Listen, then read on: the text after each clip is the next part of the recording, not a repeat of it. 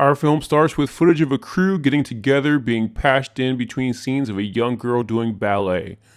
Eventually, the girl gets brought home. When the crew gets into the house, one of the female members gets upset when she realizes the intended target is a kid.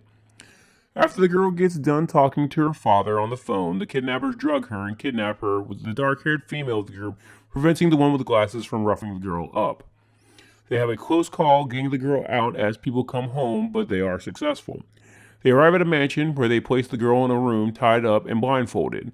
A guy named Lambert tells them that they will be spending the night there without their cell phones to watch the girl while he extorts her father for money.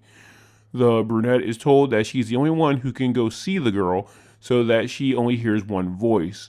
He then leaves them after naming them after the Rat Pack when one of them asks why they can't use real names. They all get in a room where they play who knows anything about who. The brunette basically reads everyone. Glasses guy was a cop, muscle guy has low self-esteem, blonde is a spoiled rich kid who's bored, black guy's an ex-marine, and ghetto white guy is a rookie with mental issues. The ex-cop then figures out that the brunette is a junkie. The brunette then goes into the room to check on the girl, where she plays Mother Hen. The girl clearly sees that as weakness and ends the conversation with her apologizing for what's going to happen to her. The brunette then goes back to Glasses Guy, concerned about the girl's threat, wanting to know if he might know who her father is. Glasses Guy then goes into the girl's room like an idiot without his face covering and then freaks out when she sees his face. He grills her about who her father is, and she tells him it's someone named Christophe Lazar, which makes him panic and want to leave. When he tells the rest of the crew, they also panic. Eventually, after a conversation, they decide to stand pat and prepare for the worst. Everyone splits up, and the first person we see get taken is the stoner, aka Dean. The blonde eventually finds him decapitated. They get together and share stories that an assassin for Lazar named Valdez has in the past ripped the heads off of people he's killed, so now they believe that they aren't alone. The Marine, Rickles, decides this is too much for him and goes to leave just to find out that they're actually locked in the house. That's when the house seals itself completely. Joey heads back to the room with Abigail, where Abigail is crying and tells Joey that the man with the glasses is Valdez. Joey and Rickles decide to team up and protect each other against the glasses guy, aka Frank. That is until he takes 5 steps off screen and is dead already from having his face chewed up. Joey finds everyone else and points her gun at Frank, accusing him of being Valdez. Frank then tells Peter that Abigail needs to be killed. Peter goes into the room, and they all then have a standoff as Joey goes to protect Abigail while Frank wants Peter to kill her. As this is all happening, Abigail lets herself out of her restraints, fangs out, and then jumps on Peter. Fuck did she get out of those cuffs? Huh? Frank shoots her, but she gets up, and they all run. They then have to explain to Peter, who's an idiot, that Abigail is actually Valdez. Frank then decides to kill her and sends everyone off to find a weapon. Joey tells him he's stupid and the plan won't work and she'll hang back. Sam and Peter and Frank head back into the room with their makeshift vampire killing weapons just to find it empty. They head to a room where they hear music. That's where they find Abigail dancing with the headless body of Dean.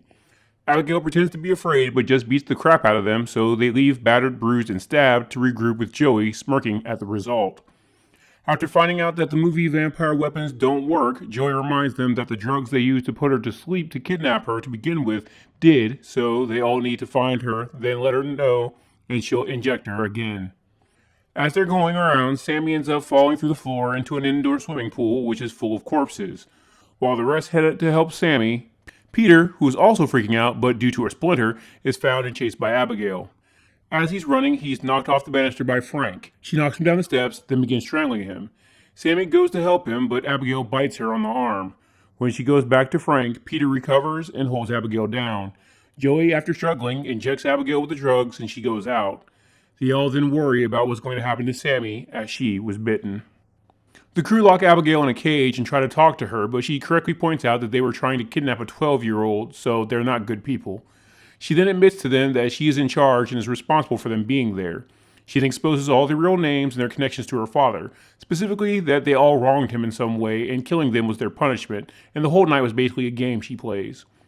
Joey then points out to Abigail that her father doesn't love her. Abigail then makes a deal with them that she'll let whomever lets her out go free. Peter goes to let her out and Joey shoots him. They all leave to patch up Peter, and Frank stays behind to watch Abigail. Abigail tries to give him the offer, and he first ignores her, but eventually makes a deal that she'll tell him how to get out and he'll let her go. She tells him about a door behind a secret bookcase. He then tries to leave, and once again she shows she was playing with them as she smashes the door off. Just before she can feed on Frank, Joey knocks some boards off a window and the sunlight makes her hand explode. This distracts her long enough for them to all escape to the library of the house, which is a giant window a la Fright Night.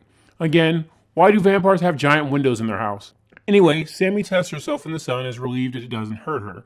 Frank then goes looking for the secret passageway just to realize Abigail lied on how to open it. We're then treated to some exposition through conversation that Joey's looking for redemption with her son. The conversation makes Sammy realize she needs to just reset the house to undo the locks. The crew splits up into groups of two, with Peter and Sammy going off one way and Frank and Joey the other. We then see Abigail put on a record and Sammy's bite marks heal. Abigail then takes control of Sammy. She then fangs out and bites Peter. Sammy via the radio then lures Frank and Joey over to where she is. After your stereotypical little girl in a horror movie must do a silly dance montage, the other two finally arrive. Sammy gives chase, but they make it back to the library, though let's be real, she'd probably catch up if she didn't stop to spin every few steps. Abigail goes to lunge at the two, but Joey uses a metal plate to reflect the sun on Sammy, causing her to explode. That's when a secret door opens. Frank and Joey go through the door, which is where they're met with Lambert, who has been watching them the whole time in a control room. We find out that Lambert is also a vampire, and he makes Frank a deal. He wants to kill Abigail and her father, and take over the organization, and needs Frank to turn in order to do it, and if he does, Frank gets to run it with him. Frank agrees. Lambert bites him, and then we get a lovely scene of Frank puking blood. Lambert tells Frank to kill Joey, but Frank thanks Lambert instead, killing him. When he sets his sights on Joey, Abigail appears. She attacks Frank just for him to bite her. While they're fighting, Joey unlocks the house, which luckily for her is a convenient big red button. Unfortunately for her, when she gets to the end of the corridor, she sees it's locked the old-fashioned way. Joey takes her cell phone that she got back from Lambert's control room and leaves a loving message to her son. Frank then shows up and throws Joey around, including through the door she couldn't escape, which somehow doesn't kill her. When he finally gets around to it and throws her off a balcony, Abigail saves her and tells her if she helps her kill Frank, she'll let her go. Again, they fight with Frank getting the upper hand, impaling Joey to a pillar and biting and sucking the blood from Abigail. Frank then bites Joey with the intent of turning her into a puppet like Sammy. He tells Joey to get up and take the sharpened pole cue and kill Abigail, but Joey ends up turning on him, and once again she gets thrown around. Eventually, Abigail and Joey finally get him down and stake him, resulting in him exploding into goo. The film ends with Abigail keeping her promise. She gives Joey some parenting advice before preventing her father from killing her, and the last thing we see is Joey getting back into the van, grabbing some candy, and driving away. Thanks for watching. If you like these recaps, please leave a like and subscribe, and hit the bell icon to know every time I update. There is now an option to be a channel member where you'll get access to exclusive recaps from late night vampire catalogs like Showtime, Cinemax After Dark, USA Up All Night, and much more. If you want to help my channel grow, please check out my Patreon, where members can get exclusive content that can't be uploaded on YouTube, along with download options. Link is in the description.